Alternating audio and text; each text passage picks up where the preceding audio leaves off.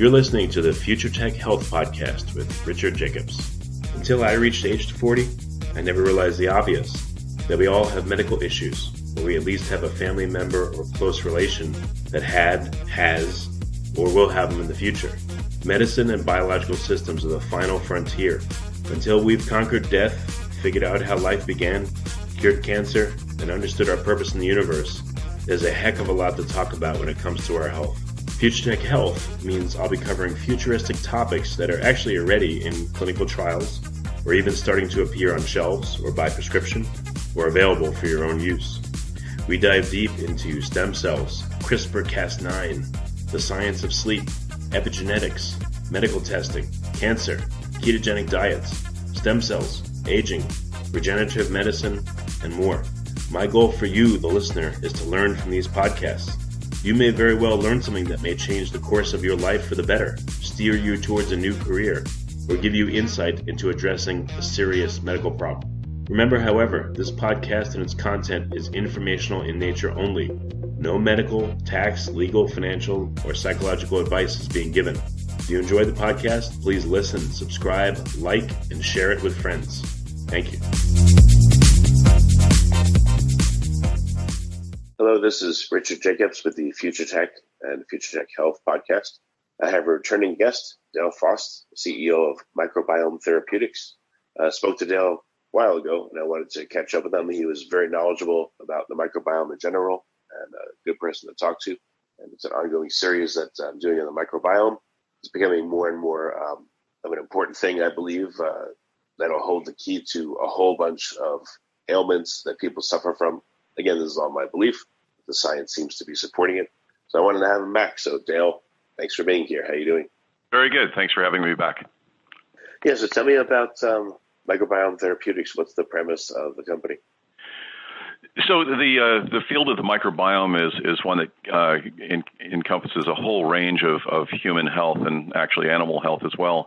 And so for years, we've all been increasingly aware of gut health, and the probiotics in live foods like yogurts have the sales have soared and done quite well. But your question would be why is that? What's behind this intuitive understanding of what's going on in our GI and the idea that we might be able to eat things that might improve our gut health? And this sort of basic understanding is now bolstered with increasingly impressive medical science. It's sort of delving into the basic questions. What's actually going on inside us that has to do with probiotics and prebiotics, and why might that be? Gut health and what we do about it is what we first think about. But more importantly, it's really the effects of what's going on in our gut that influence our entire health. So you think about GI regularity, you think about upset stomachs and that sort of thing, and you think maybe taking some probiotics might be the good thing. But now what we've been able to do over the last 10 years or so, the scientists around the world have published thousands and thousands of articles, and it's one of these things. People who aren't following this closely may think, well, some things come and go. I can tell you, having been in the biotechnology field for 30 years, the microbiome arena is one of the richest, broadest paradigm shifts in biotechnology and health food in particular, health food sciences in particular, that's impactful. And the genies are out of so many bottles, it's not going back again. So what I find fascinating about this is, you take the probiotics or you take prebiotics and you say, well, what's actually happening? Why is that a good thing? And that which might be intuitively obvious is then a fascinating sort of sleuthing job. And I think that might be an interesting departure to delve into. And the answer comes down to the following. There's only a few different things that can happen in our lower gut that we're talking about. And it's that these cells, these probiotics, these things that naturally occur in our lower GI are bacteria primarily, not just bacteria, but there's a series of microorganisms. There's tens of trillions of them, some 3 pounds worth. Their numbers outnumber our own cells. The genetic machinery, the things that keep these little microbes alive and what they're doing is, from a genetic viewpoint, DNA viewpoint, is more complex than our own DNA. The number of molecules that they produce is more numerous than the molecules that our own cells produce. And in the old days, we thought that, okay, you eat food and in some way energy is extracted from the food and it goes out the backside, and that's what our digestive tract is all about. But what's happening now, and what we understand now more completely, is that those bacteria, those microbes in our GI, have a very important role that goes well beyond extraction of energy, if you will. And it has to do with those cells, of which there's perhaps 1,000 different species and strains, absorbing their own food. In other words, the food that we eat is actually food for them in some cases. And there's maybe 1,000 different species, and their populations vary. The different types will grow in numbers in some cases, will shrink in other cases. And it's that balance of the different bacteria that are there that is increasingly the focus. And in fact, when that's out of balance, the word that people coined to capture that is dysbiosis. Sort of a lack of a balance. Yeah, quick question here. Do you think that the microbes are eating first and then our somatic cells are eating their metabolites, or are we eating together at the dinner table? Like, what do you think is happening? Yeah, so that's a fascinating story in its own right, and it has completely to do with the diets of the modern Western world that are so terrible for us. Is generally speaking, if you're eating a reasonable diet, you think about your upper GI, your stomach and your intestines, is where a lot of the initial processing takes place, and a lot of the energy is extracted. So if you're eating simple carbohydrates, you're eating first, meaning you're the host. We call the human the host, if you will, is getting the benefit of those simple carbohydrates. So if you have fruit juice and you drink that, it's going to absorb in your system pretty well. And your lower GI, and this is the tricky bit, it's something you can be attentive for. You know how people, when an individual is expecting a baby, we all think about how they're eating for two people.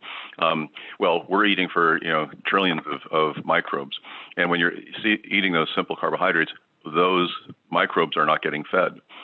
And so who's getting eaten first depends on what you're eating. If you're eating a good, healthy diet and it's full of prebiotic natural fibers, they go to the lower GI and the microbes are well fed. But by and large, the vast majority of the Western world is underfeeding their microbes. They're feeding themselves first. Why do people gravitate towards sweets? There's sort of a hormonal response and a gravitation towards these unhealthier foods. And indeed, if we start being more attentive to the foods we eat, especially with prebiotics. And people think about probiotics as being sort of an interesting thing, but it's really not about probiotics. And the big revelation of the last few years is that probiotics that you can buy in the grocery stores, to me, is an interesting idea, and they won't do you harm in most cases.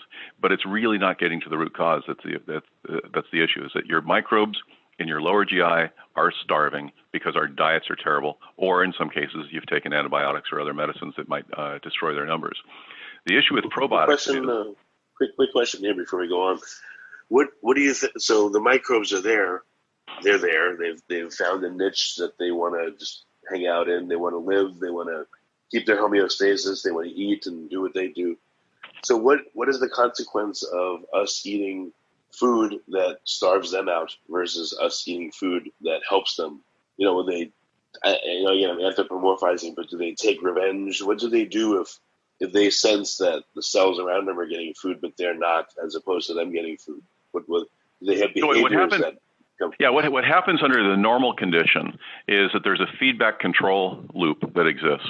So have you ever had the experience where you go out and you have sort of a simple, carbohydrate sort of meal and you're hungry in another hour or two? That's an open loop. You can have thousands of calories that way and constantly be hungry. And I would say that a good number of people in the Western world, Americans in particular, are eating that way such that the loop is not closed. And what do I mean by the loop? If you actually have the prebiotics in your diet that go down to the lower GI and feed the bacteria, the right ones, their numbers will repopulate, get larger in number.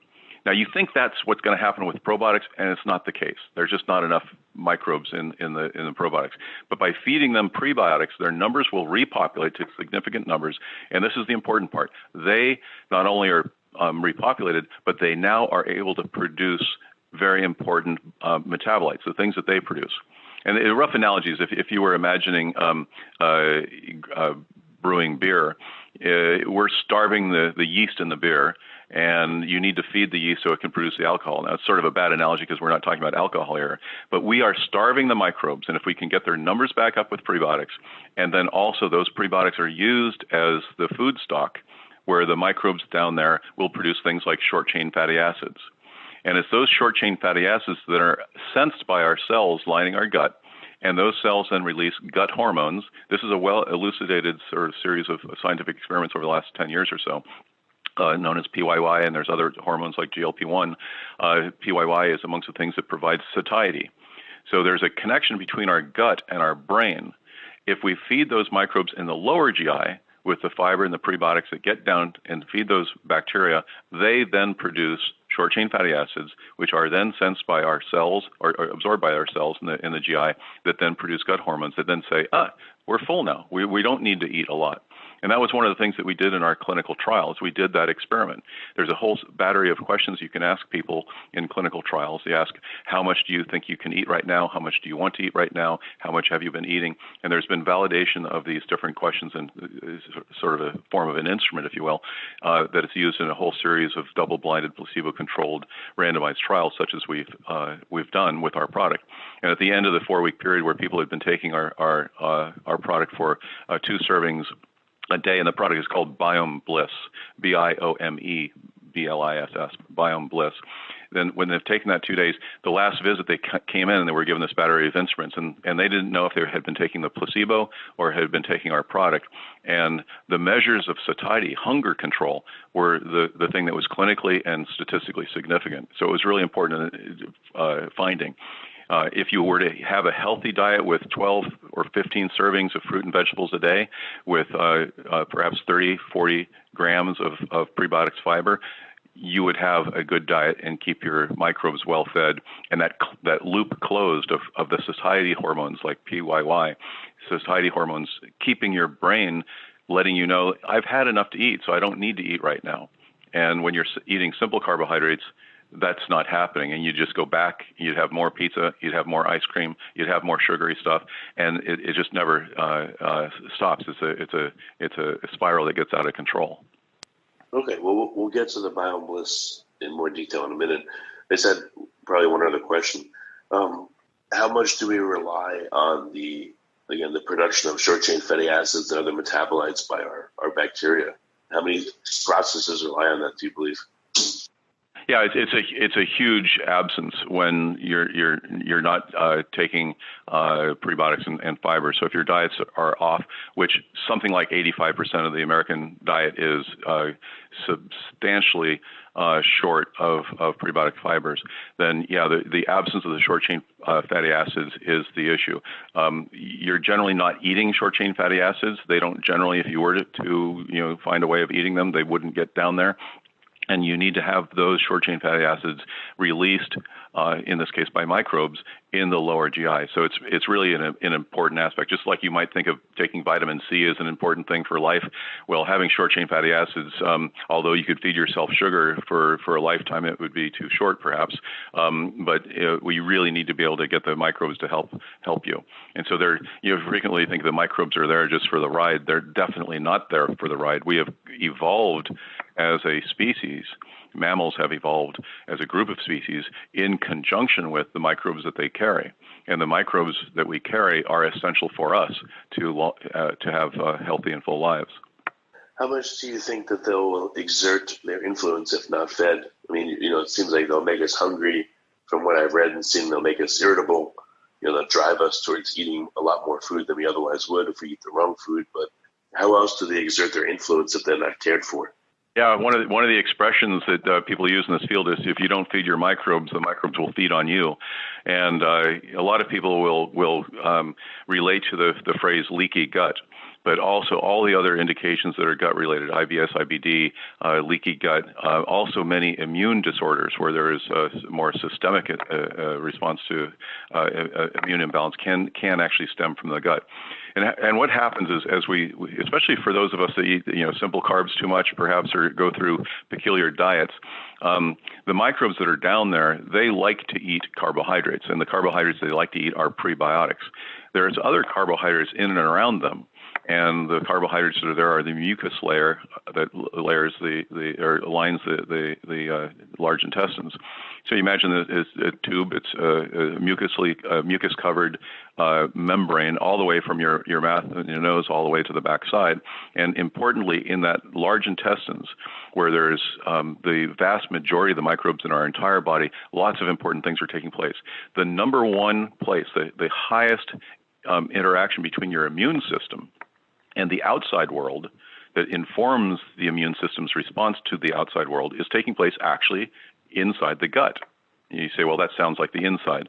Well, actually, the tube that goes through us all is sort of on the outside. When you eat food, it goes down there, and something like 70% of the immune system's response, and it's information, the way it gets ready for a response to an invasion, or how it gets quieted down so it doesn't over-respond and cause an autoimmune response.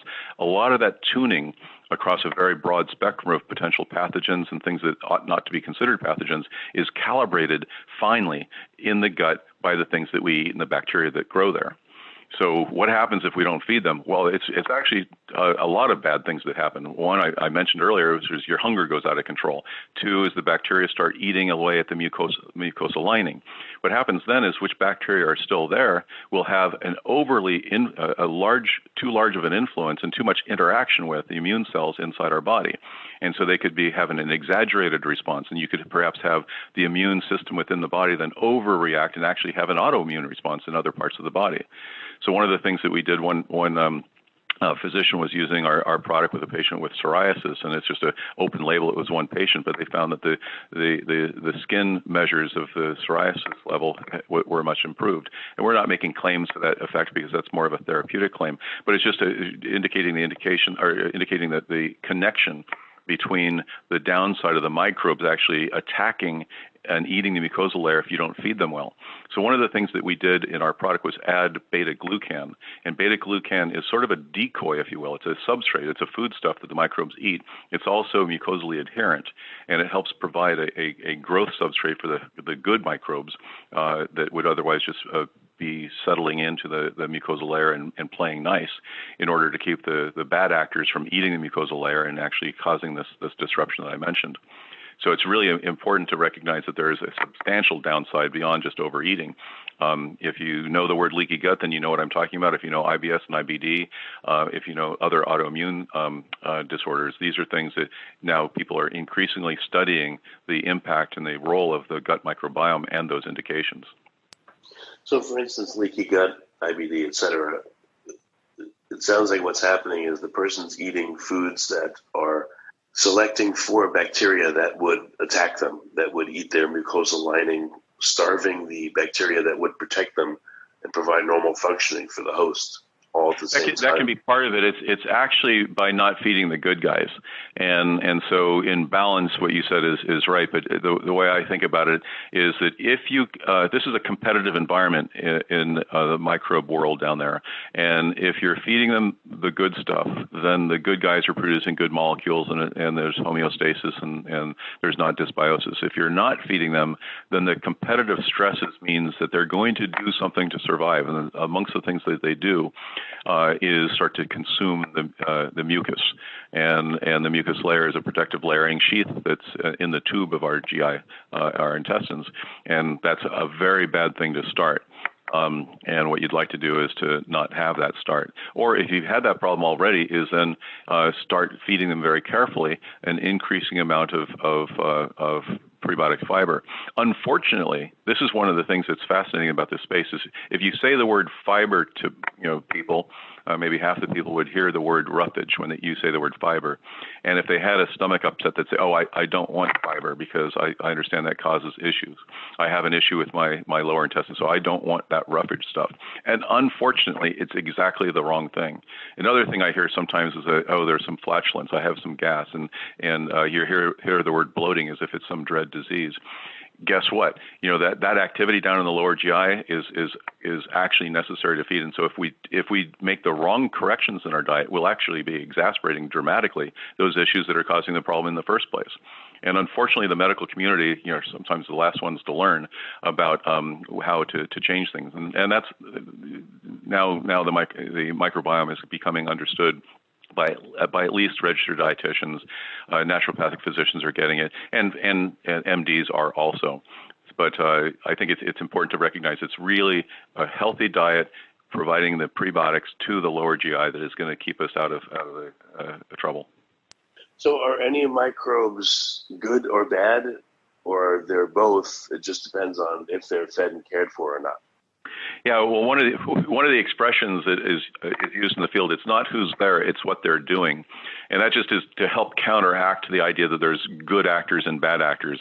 The truth is that both things are partially true and partially false, to be honest. And so the idea that there are some microbes that are bad is absolutely the case. You can have pathogens that there's no way of calling them a good actor. But bacteria have this wonderful property, or at least fascinating property, of being able to change modes. A bacteria can be quiescent and sort of happily going away and not bothering anybody, and then they can become virulent and overpopulate and take over.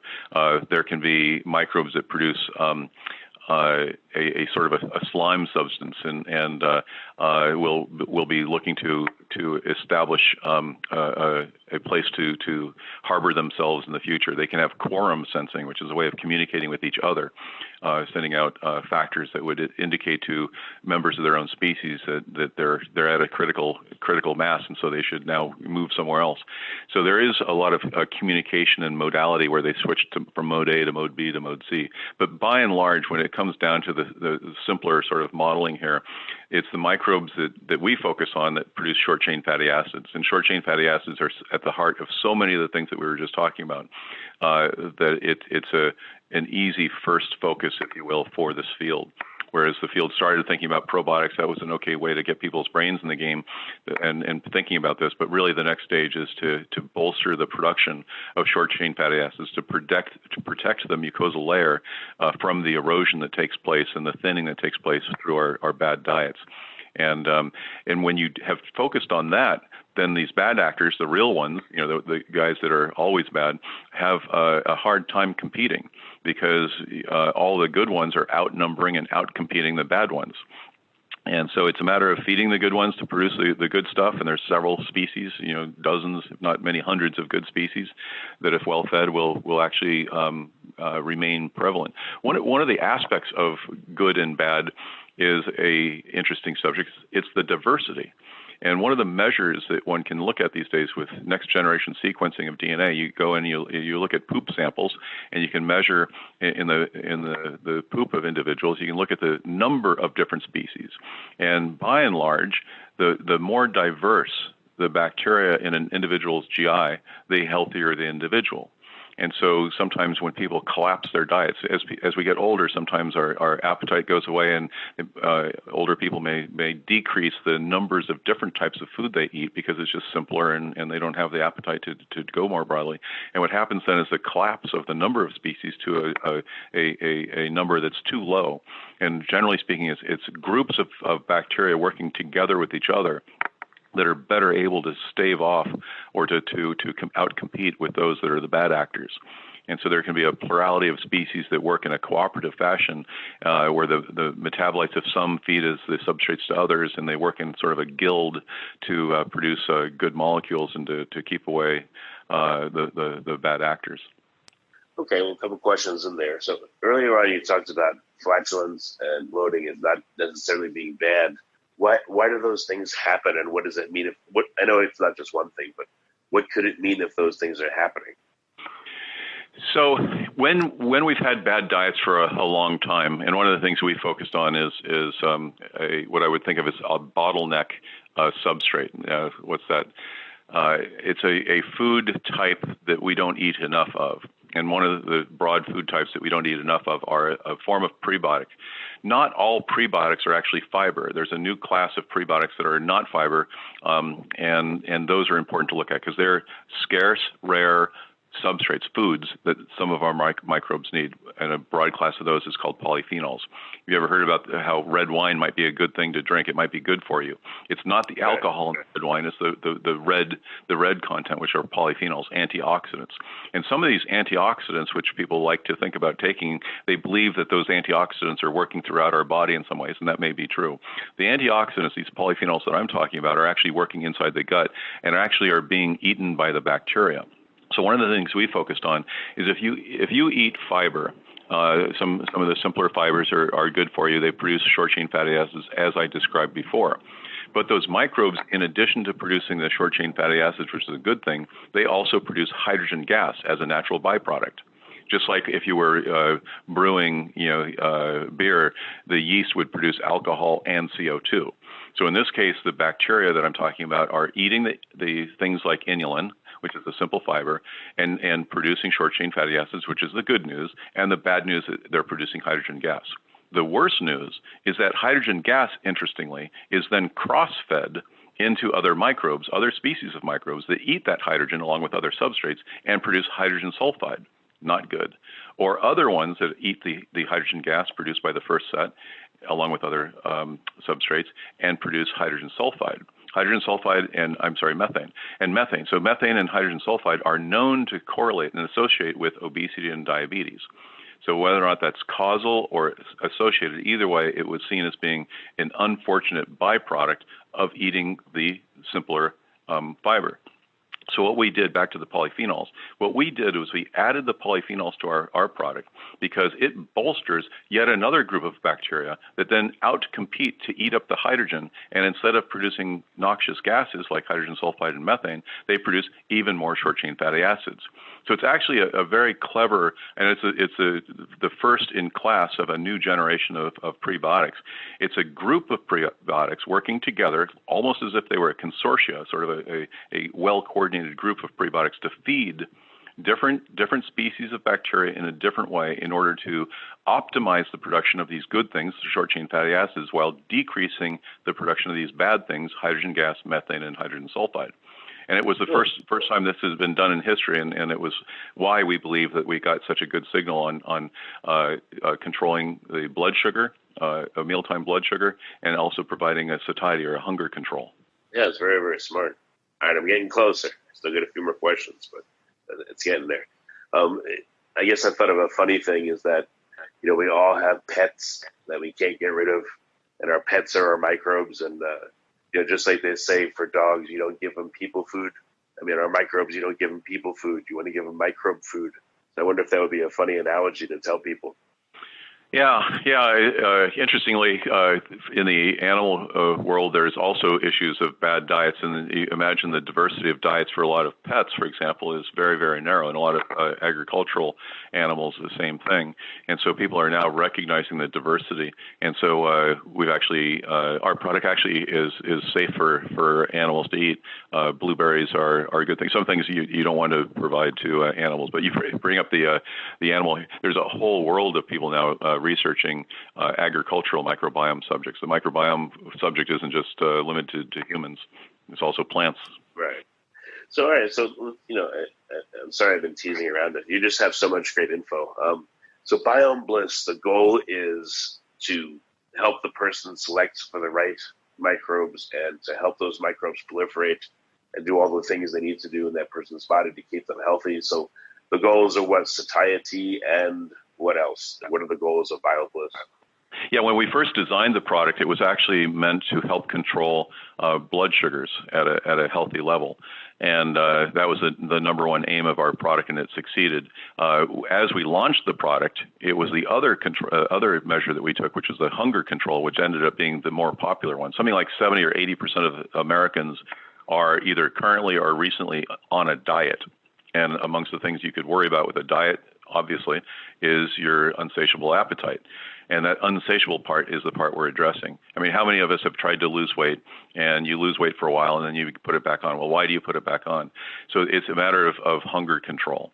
Now, we do not make the claim of weight loss because weight loss is, there's a lot of snake oil out there, and we're a responsible company driven by medical evidence in our own clinical trials, which are at a high level of standards. And so what we were able to measure was hunger control, and that's the message we stick to. So the hunger control is important, but the blood sugar, maintaining blood sugar at a healthy level was actually, from a scientific viewpoint, I think perhaps the more fascinating. The gut-brain axis is working in two different ways. Is one, the hunger control, but the gut is also producing hormones that control blood sugar. So when we take a meal, if you look at the blood sugar response in our bloodstream over the next couple of hours, it goes up and then it comes down.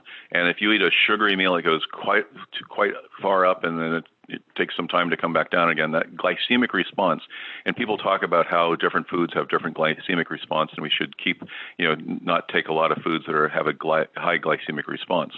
And that's all true. What's fascinating about our product, it basically decreased the glycemic response to glucose. So there was a standard test at the end of the 4-week trial. People took glucose, and they watched the blood sugar go up and it comes down. If they had been on our product for the last 4 weeks, the blood sugar excursion was much less and much shorter in time.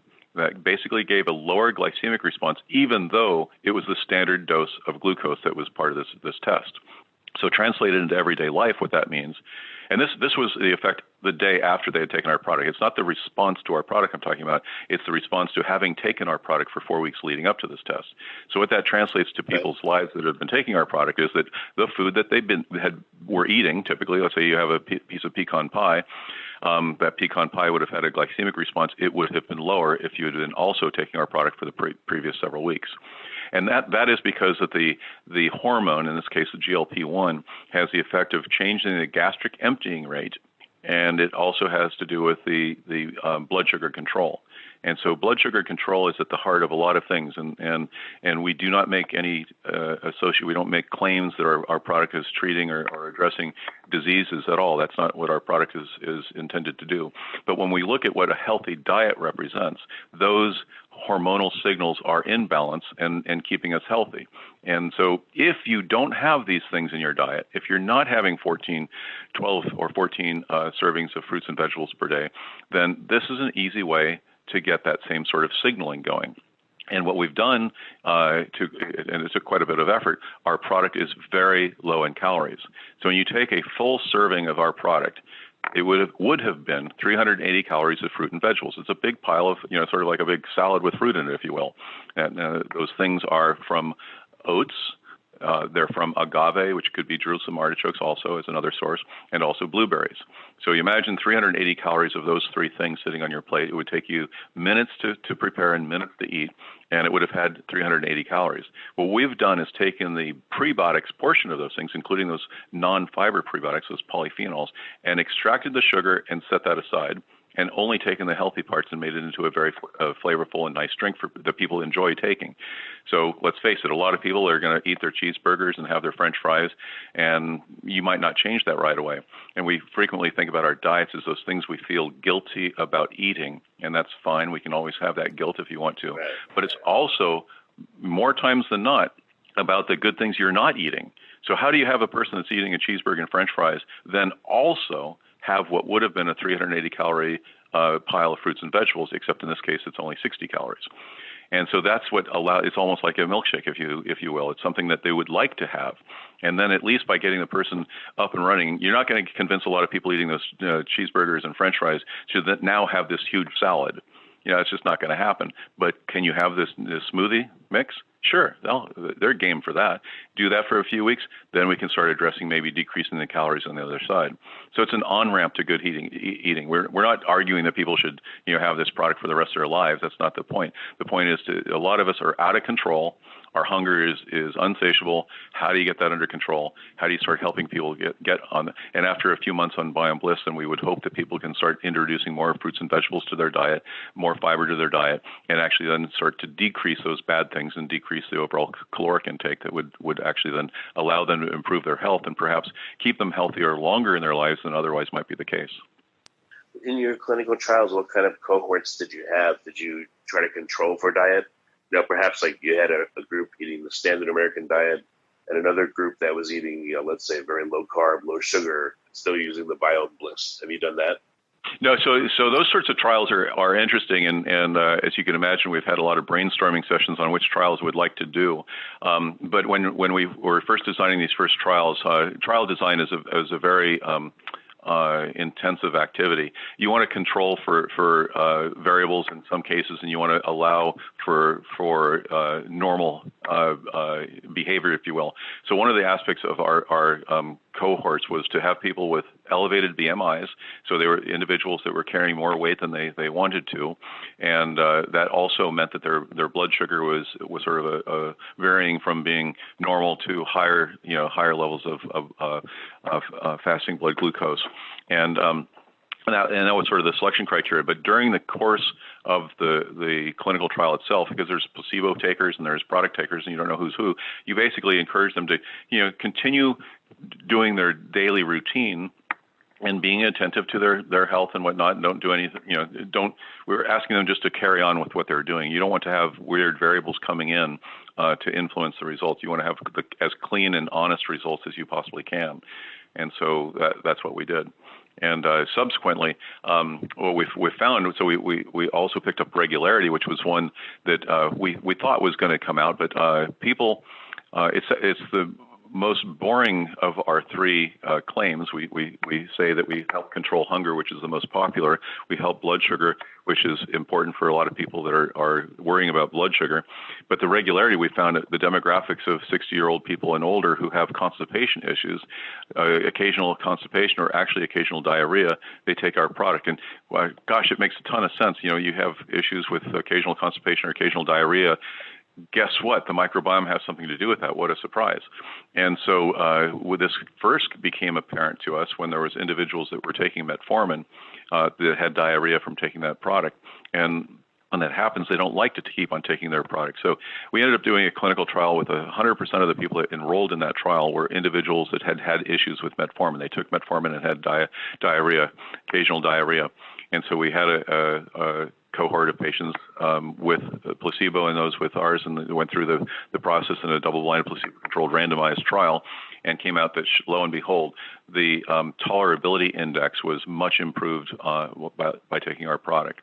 And when we looked at some of the data for regularity, constipation, people that were having 1 BMI per 3 days, that's a very unhappy camper.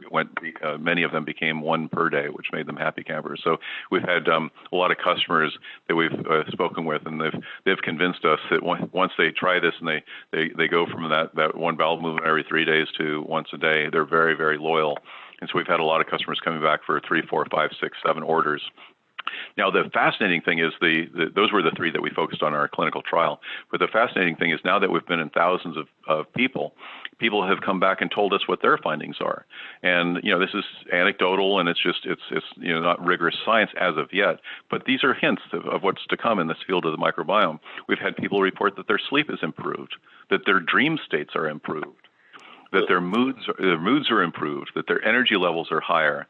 And it's fascinating to hear these because you don't know. Is it just somebody, that's sort of pretending or imagining? You don't know. The skin thing I mentioned earlier, skin tone, there's a lot of people now studying the influence of the microbiome in the gut influencing the skin. Go figure, how does the skin have anything to do with the gut? Well, it turns out there's a lot to do with this between the skin and that immune system that I mentioned earlier. So how long until once people start taking the Biome Bliss, how long until they start experiencing effects? So people frequently feel it in the first day or two. One of the things that we've found is that you talk about gas. If an individual is a larger person, let's say an individual is weighing 300 pounds or so, they might experience a little of that gas I mentioned earlier. And what we encourage them is to start with a half a half a scoop, and work up slowly. And what's going on there is that those microbes that are eating the polyphenols in some individuals are just very, very depleted. They haven't had raw fruit or vegetables for a long time, and those guys need a few days to sort of repopulate. And so we found that those individuals will experience a little gas to begin with. But after about 3 or 4 days, that settles in, and they begin to feel the other effect. And what's interesting about that effect of feeling satiety kick in a little bit better, it doesn't happen minutes after you take the product. This is not a thing of fullness. There's a different technical measure between fullness, which is that immediate feeling that I just ate too much. That's not what we're talking about. We're talking about being satisfied, which is a different set of measures, and coming from those hormone actions that I mentioned. That can be like 8, 10, 12, 15 hours after you've taken the Biome Bliss. So people ask me, when should I take Biome Bliss? It doesn't much matter. You can take it in the morning, you can take it in the afternoon. It's going to have its effect cumulatively over a few days. So I'd say if you really want to get a sense of it, give it a week. And then also, it may last for many days after you've taken your last serving. So, and then what you do is you try to get your diet back onto a route where you are a habit where you're taking more fruits and vegetables of the normal kind. The nice thing is that this is very low in calories, so you can add it on to whatever you're doing currently, and it's not going to make you go from 2,500 or 3,000 calories to twice that. It's just going to add 60 calories per serving. Well, I guess because of the normal transit time for food is 30 hours or so. It probably would take 30 hours to get into place into the lower bowel. Yeah, it's 30 hours to exit. So it's there from about anywhere from 2 to 3 hours in the fast side to maybe 4 or 5 hours. But then from about 5 hours to 20 hours is the residence time. And so the meal that you ate a day ago is in some cases there. The meal you had 8 hours ago is there. And what's happening during that time, it's accumulating. The water is being extracted and it's being densified, and the fermentation process, which is all sort of yucky language, but that's the fascinating part of this, is the fermentation process of producing all these molecules. And so the population of microbes at the beginning of the large intestines, which is the part that goes up and then over and then down again and then out the other side, the microbe spectrum might be different in the different parts of the large intestines. And so the actions of your morning meal you may begin to feel in the evenings. The actions of your evening meal you may pick up the next day. I myself used to recommend taking it in the morning and afternoon with this in mind, and I started taking it myself in the evenings, and that's where I started noticing the sleep difference and dreaming difference. And at first I thought maybe it was just my imagination. I started hearing it from other people, and it was the dream state in particular that was people made note of. And so who knows, maybe we'll do a clinical trial someday on how Biome Bliss helps people sleep or maybe even their dreams. I mean, would an ideal protocol to try would be to have let's say a third of a scoop with each meal and space it out throughout the day? So that would be a way of doing it. The thing that is interesting about the way that the microbes produce is it's sort of a bolus. We tend to eat in settings, if you were sittings, and take it in. So that would be an experiment you could actually do, which would be take get yourself to the point where you take two servings once a day all at once versus spread it out evenly. That would be an interesting comparison if you want to get it. It sounds like you're getting into this clinical trial design. Another thing which is fascinating trial design wise, one of the things that's very popular is intermittent fasting. And so intermittent fasting it comes in lots of different ways. People stop eating for let's say 18 hours a day, and then eat in a very short period of time between morning and midday, and not eat the entire other time. So they're fasting during that other time. Another form of intermittent fasting is where they eat for 5 days a week, but then actually fast themselves for 2 separate or sometimes 2 together days, 100%. One of the things that's interesting is, who are you fasting? Well, by and large, of course, you're fasting yourself as the host, but you're also fasting the microbes. So another clinical trials we'd like to do someday is, well, what might be the results if you actually kept providing prebiotics, low-calorie stuff, so you weren't disobeying the rules of your intermittent fasting diet, but actually maintain taking our product, Biome Bliss, during the fasting period. And I think that might actually give better results. And another diet that's just as long as we're on the subject of diets, the Keto Diet And I know that a lot of people have tried the keto diet and are real fans of it. And then if you talk to medical professionals, they're a little bit wary of it because you're eating a lot of stuff and not eating other things. So one of the things we've recognized, and we're not proponents of the keto diet, but we recognize if somebody is on the keto diet, amongst the things you could legitimately worry about on their behalf is that they're starving their microbes of fiber because the fiber is frequently coming with sugar. You're not going to have that apple because that apple's got fructose in it. Okay, well, what we've done, and have gone to a great extreme to get rid of the sugar, is we have taken those fibers, those prebiotics, out and left the sugar behind. So you could take Biome Bliss as part of your keto diet and actually reconstitute the parts in the keto diet that many people would consider dangerous, especially for long-term keto diet takers. And so if you're on the keto diet, you might consider the Biome Bliss, taking the Biome Bliss as a way of not starving those microbes in your lower GI, which I mentioned earlier about the microbes. If you don't feed them, then they'll feed on you sort of thing. Well, gosh, guess what? If you're on a keto diet, that may well be the case. And so you'd be concerned about the immunomodulation. There's lots of things that people say good about the keto diet, and I'm not going against that, but I'm saying is the keto diet plus a low-calorie, essentially no sugar, very low amounts of sugar, way of nurturing your lower GI microbiome might be just the ticket for people on the keto diet. Yeah, that makes a lot of sense, or any diet for that matter. What do you notice? What do people report? How does their eating change after they've been using Biome Bliss for, let's say, a month? Do they just eat the same way they always ate, or do they find themselves eating differently?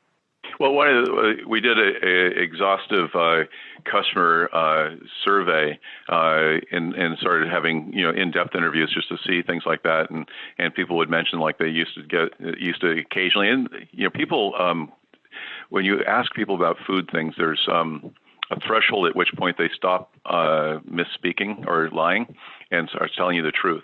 And this is well known in diet scientists, is that we all sort of fool ourselves and we fool people that are interviewing us, and you usually underreport the amount of food you eat. That's sort of a known thing in the professional scientific community that studies nutrition. But when we're talking to these people, there's a threshold at which they start giving you anecdotal examples where you sort of they let their hair down, so to speak, and start talking the truth. People saying things like, "I used to go to the freezer at 8:30, 9:30 at night and get the pint of Haagen-Dazs, and I don't know what happened, but a half an hour later, the thing's gone. And now that I've been taking Biome Bliss, I don't do that. I'll take a third of it and put the pint back in, and then have 2 more days that I can have that later in the week." So anecdotal things like that, it's hard to do clinical trials to pick that up, but this binge eating that we, many of us at least have experienced, maybe that's one of the biggest changes, is people feel a little bit more in control. And I would say that if somebody had gone to the trouble of starving themselves with caloric restriction, which that's sort of the most effective way of losing weight, is just going on severe diets, that works. Actually, most people can do that with some willpower. That's not the trick. The trick is to keeping off that weight.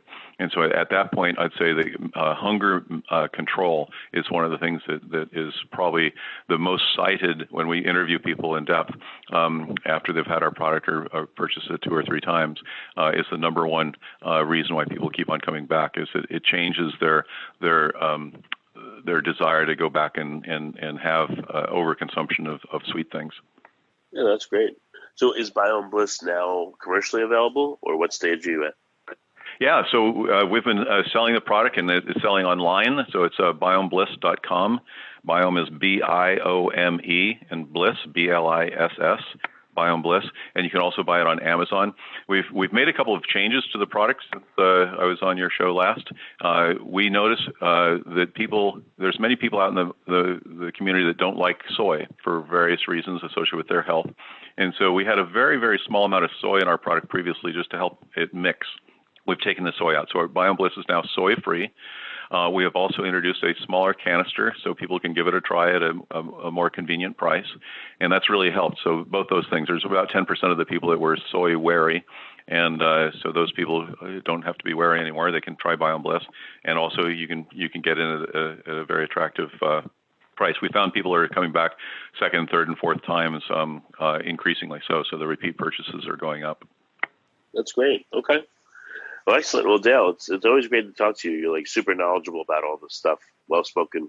So so people can go to where to get the product. Again, Amazon, they search for Biome Bliss, and the website again, what is it? BiomeBliss.com, BiomeBliss, Biome Bliss. Okay, well, very good. Any last questions you want to answer, Dale, or you think we've covered everything?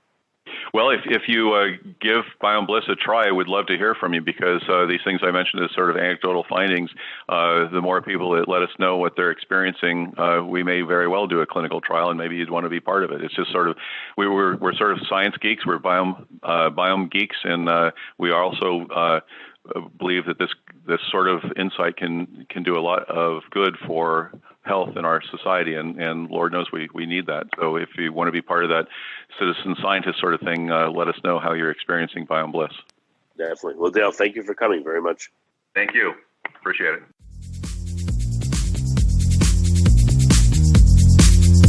You're listening to the Future Tech Health Podcast with Richard Jacobs. Until I reached age 40, I never realized the obvious, that we all have medical issues, or we at least have a family member or close relation that has, or will have them in the future. Medicine and biological systems are the final frontier.